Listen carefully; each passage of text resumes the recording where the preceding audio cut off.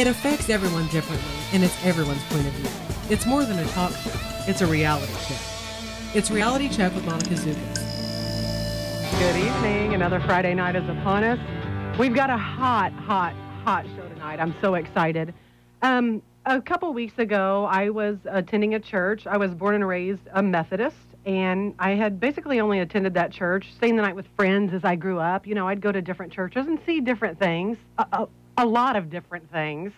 So I thought, you know what, this week I want to talk to people who have different faiths, different denominations of faith. So I put a shout out, and I said, hey, if you're a Baptist, if you're a Catholic, if you're an atheist, if you're a preacher, if you're a teacher, I'd like to hear from you.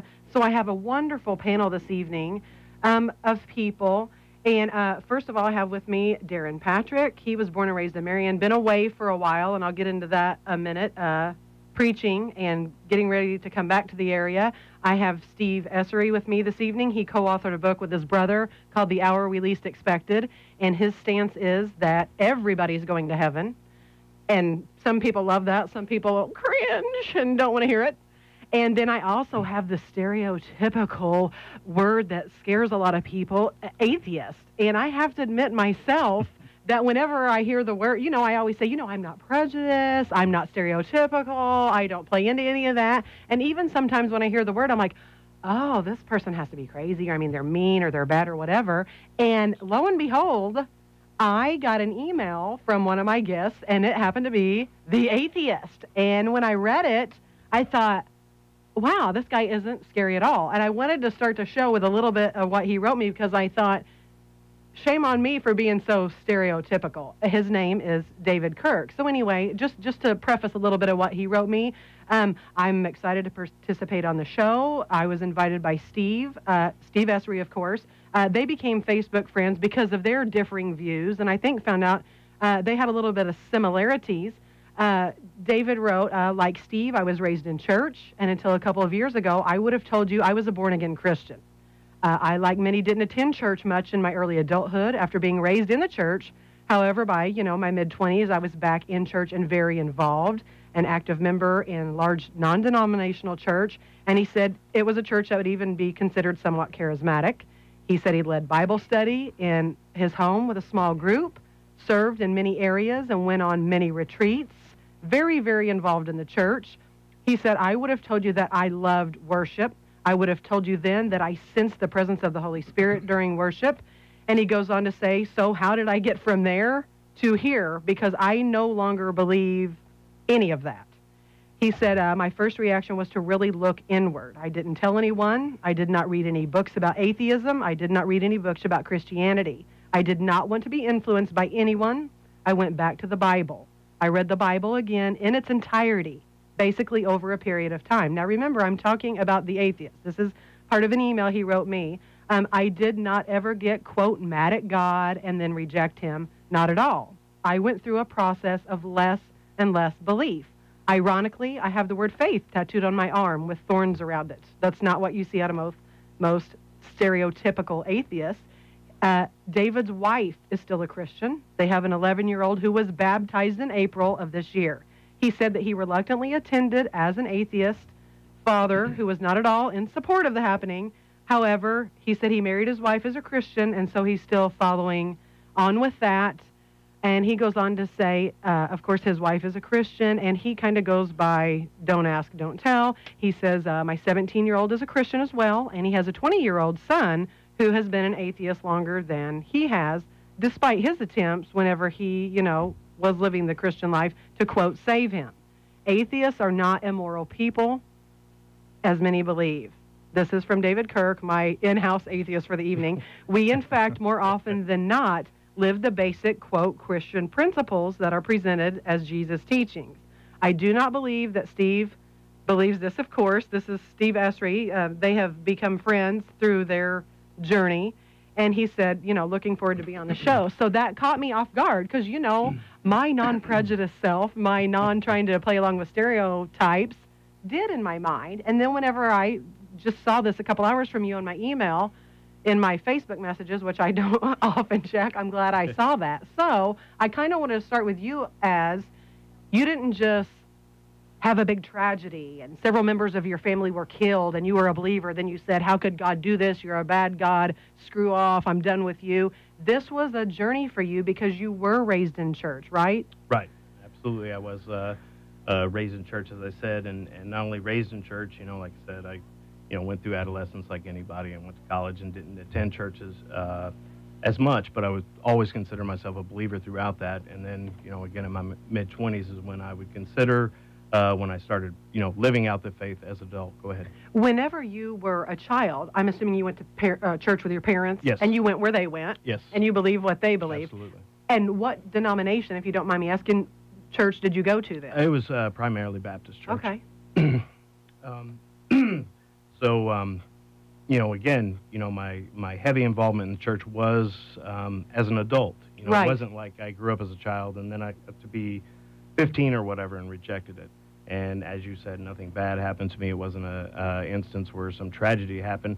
And in fact, when I started having the feelings where I don't believe this anymore, I fought it myself. It scared me to death. It was only a few years ago, and having lived most of my life as a Christian and believing all this, it freaked me out. It was part of my identity, and it scared me to say, if I don't believe this anymore, then I have to admit to myself that I've been following this and believing it all my life. So if I come to the conclusion that I don't, then I also have to come to the conclusion that I've been blindly following something that I didn't really believe for all of my life, and that's not easy to accept.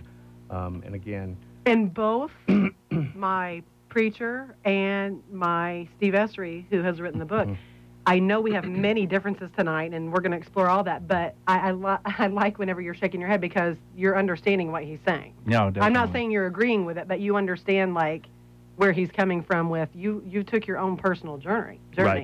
Right. And like I said, I was scared, As a child, were you ever like, wait a minute, because I've always been inquisitive, and I remember being like, I don't want to be smart. I don't want to have these thoughts. I don't want to be 8 or 9 and think about what happens when I die. Are you for sure, Daddy? Have you been there? Can you tell me? I'm a hands-on, tactile person. Right. If, like my mother can say, look at this, imagine this. I can't imagine. I want to touch it, smell it, feel it. And I know that's an issue of faith also, but right. Was so-and-so really 800 years old? Did so-and-so really get in? Was it things like that when you went back? Or what initially triggered you to say, wait a minute? Yeah, I think when I went back to the Bible, when I realized that I no longer believed, I hadn't really thought about it. Now, was this a private journey for a while? Oh, yeah. I was, for lack of a better word, I was very scared because, I had married my wife. We were Christians. We agreed to raise a Christian family. All of my friends' family, everybody was Christian. So, not only having a concern to say, if I tell my wife that I don't believe this anymore, is she going to freak out? Or, say, well, that's not what I signed up for. Bye-bye. I married, and I'm gone. Small town America, small community. As Absolutely. you said, the word incites fear, and I worried, will my kids' friends, parents, when they want to come spend the night or whatever, say, no, you can't go there anymore because his dad's an atheist. Things like that honestly scared me, that made me honestly consider, regardless of where I end up, I really think I'm just going to resolve this within myself and be silent about it for the rest of my life. Play along, I'll have to pray at Thanksgiving, and I'll have to do this, and I'll have to bow my head now and then, but I won't have to live it out anymore. I'll just kind of stay silent about it and won't voice what I truly believe. Did you trickle it in on your wife, or did you just blast her with it? Yeah, and almost somewhat comically, I'd make jokes or something like that. And actually, this sounds kind of bad probably, or from a joking standpoint, but we don't, our family didn't participate in like Lent, whatever, but we kind of played this game every year where we would kind of jokingly give up something for Lent, and everybody went around the table, and this is how I kind of jokingly came out with it, and everybody was saying what they were giving up, and I said I was giving up Jesus.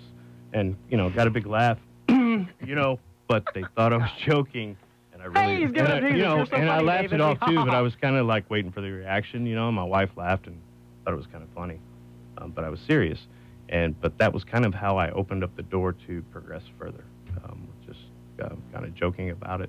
And she, at this point, well, even as of last night, I told her I was doing this. And Was she like, oh, now everybody's going to know? Well, yeah, I mean, lots of people know, as far as my close friends, but yeah, I'm not really public about it. I don't voice about it. I'm not out there screaming that I'm an atheist. It's not important to me for people to really know. If people ask, I'll talk to them about it. But yeah, she wasn't really excited that I'm here. So. And I have a million more questions I want to ask you, but I want to get to these other two gentlemen and kind of get a little background. Steve, you as well. I know you've ended up with this book, and the bottom line is, look, everybody you believe is going to heaven, and we're going to get into your reasons why for that, and I know you and Darrin are going to love to talk about that a little bit. But give us, in a minute or two, synopsis of where you started as a child and how you got to where you're at today. Yeah, what the funny thing I want to touch on real quick is when I first got the internet at home, one of my favorite things to do was to go onto atheist chat rooms and get on there and start arguments, with the atheists. Because you were so Christian. I was so Christian, I was like, man, I got to get on here. Atheism was the devil to me, for sure, because I hardcore believed that, if you don't believe in Jesus, if you don't accept him as your personal Lord and Savior, you're going to burn in hell forever, And you were raised in church also. I was. Well, I went a lot, especially starting in my teenage years. I spent a lot of time. My youth pastors were actually grooming me to be a youth pastor. I did go on to become a youth pastor. Not grooming like some of the Catholics were grooming. They're okay. No, not like that. There's a lot of that too, and that's a lot of why I question a lot of things in my life. So anyway. I believed it so hardcore. And I still believe. I believe in God. I believe in Jesus. I just believe that Jesus is a hero's hero, and that he walked in. It's like a fireman walking into a burning hotel. What fireman would knock on every single door and say, well, nobody answered the door, so, I didn't save them.